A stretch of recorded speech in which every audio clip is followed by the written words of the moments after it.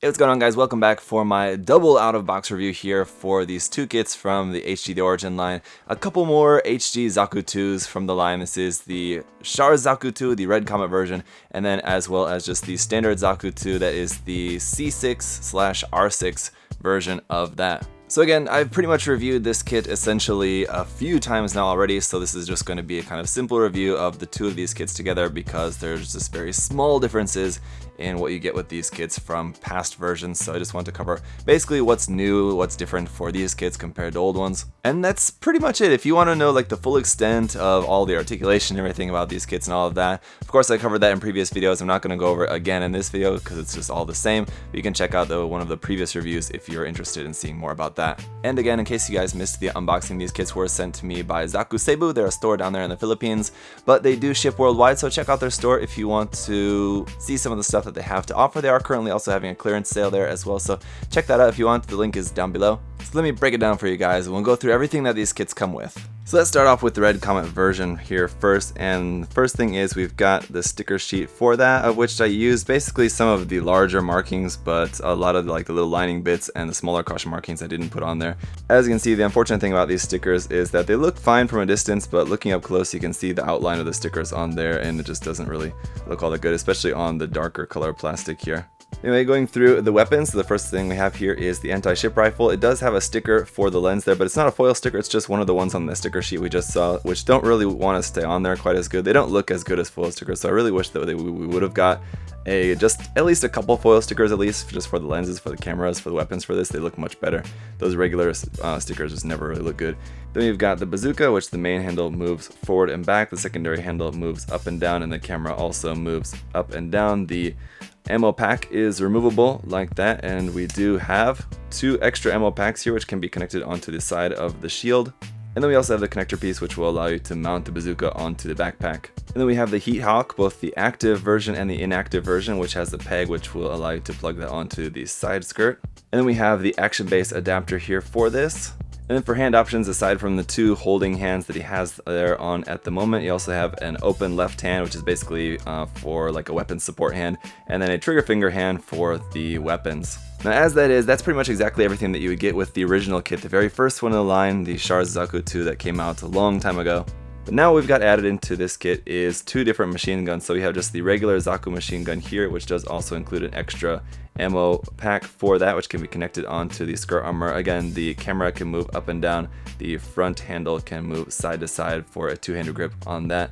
And then we also have the belt-fed machine gun, which this part will of course just attach up underneath the backpack in the back, and then you have this flexible part here for that. This, not anything new, we saw this out with the previous kit, but it's new to be packed in with the Zaku II here.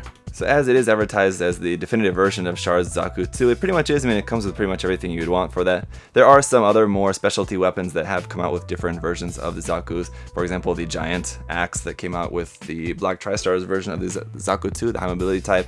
But essentially this does come with everything that you would want it to come with. Now it does have a few option parts in here as well, which are pretty much just leftover parts, but you could use them if you prefer the look. So one option here is just parts for the chest, which don't include the Vulcans on there. So if you wanted just the chest without those, you've got those parts on here. You also just have the standard head, which won't have the commander antenna on it if you wanted to repaint this into just some other standard type, not have it being Char's type. Then you also have a different set of thruster belts here. Now these are for a different backpack, but they connect in the same way to the backpack. So if you prefer the look of these compared to the ones that are meant to be for the backpack, you could use them instead. Just depends on your taste.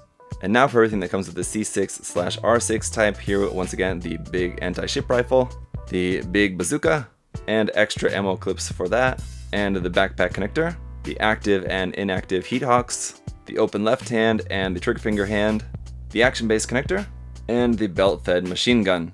So you'll notice that this is missing just the standard Zaku machine gun, so while this doesn't have that, this does have more option parts in it. For example, here's the standard backpack that we saw on Zaku II, but we also have this option for the backpack as well, which again is not new. And I should mention that for making both of these at the same time, you need 4 of this certain kind of polycap, which goes into there, plugging the thruster belt up into the backpack. You only have 3 included with this kit, so if you have both of the kits, then you have a total of 6, which it gives you enough to build all 3 backpacks, the one on the Zaku II and both of these. One thing I should also mention really quickly about the backpack options for this is that You can plug the belt-fed machine gun up underneath either of the backpacks, so that's not a problem, but only this backpack has the adapter point here on the side to plug in the bazooka connection onto there. This backpack does not have any holes on the side of it for plugging the bazooka onto it. That said, I think it would be very easy enough to just drill a hole into here for making that if you really wanted to. You also have the optional machine gun here on the back of the arm. We once again have the option of the commander fin antenna head. You also have the option of just the standard shoulder armor, which has all 3 spikes rather than this one, which just has just the single spike. And you have more options for the chest, so you have the Shars type chest parts, which have the Vulcans in them, or just the standard type like we saw with the Shars type, which just don't have any Vulcans. And then you have the new parts for this kit, which is just the blank side on this side, and then the new part is this part over here on this side to account for the single Vulcan that is there, which is part of the black part in the center of the chest. But if you did prefer just the standard chest piece, you do have that in here as well, so you've got that option also. So if you were on the fence between the two of these as to which one you wanted to buy, let me just break it down for you really simply what the difference is between them. So Zaku II, no new parts at all for the actual body, actually nothing new with this kit at all. It just has the inclusion of the Zaku machine gun, whereas this one does not have the Zaku machine gun, but it does have some new parts in these parts for the chest and the parts for the shoulder. This one also does have the advantage of more leftover parts, which just gives you more options if you wanted to go for a more customized unit. Alright, and then for a comparison here, I just want to compare them to their previous versions. So this is the new Zaku II, this is the old one. As you can see, the colors are exactly the same, and actually everything about the mold of the main body is exactly the same. Like I said, no new parts for that at all. And then over here we have the new C6 type compared to the R5 version there. Again, not really going to be anything new there that's very noticeable except for just the parts on the chest and the shoulder. But as you can see, they're molded in exactly the same colors, so there won't be any difference with those. So at the end of the day, these are fantastic kits. Now, if you've already bought and built a few of the other HG Zakus from the line before, then it may not really be all that interesting for you to buy and build another one when they're really not offering too much new in these. So if you are collecting them and you want to add these to your collection, obviously there are little bits about them that is different that might make that worth it for you. But who I would really recommend these for would just be anyone who hasn't built any of the HG Zaku IIs from the line yet. If you've never picked any of them up, then these two I think would be definitely the best versions of them to buy, whether you wanted a Shars Zaku or the standard type Zaku. And honestly, if you're gonna paint, it really doesn't matter which one you get, because it's mostly just a very small difference in accessories. So I think unless you really wanted the standard type Zaku machine gun, then the C6 R6 version would be the best, because it does come with kind of more options in terms of more parts and stuff. But yeah, if you've never built one of these kits, then definitely pick up one of them at least at some point, because the articulation is fantastic, the construction is really nice and fun. They do have a couple of seam lines on there, but overall, the overall surface detail on them is really, really nice as well.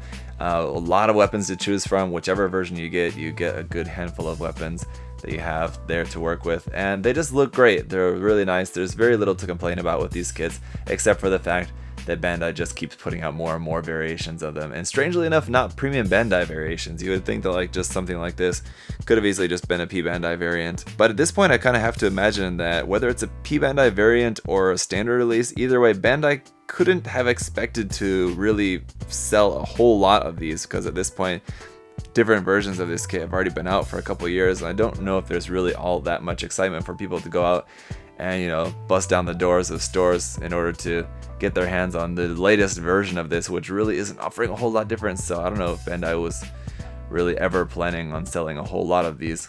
Even if they had that really exclusive feeling of being a P Bandai kit, I don't know if that really would have ended up helping them all that much.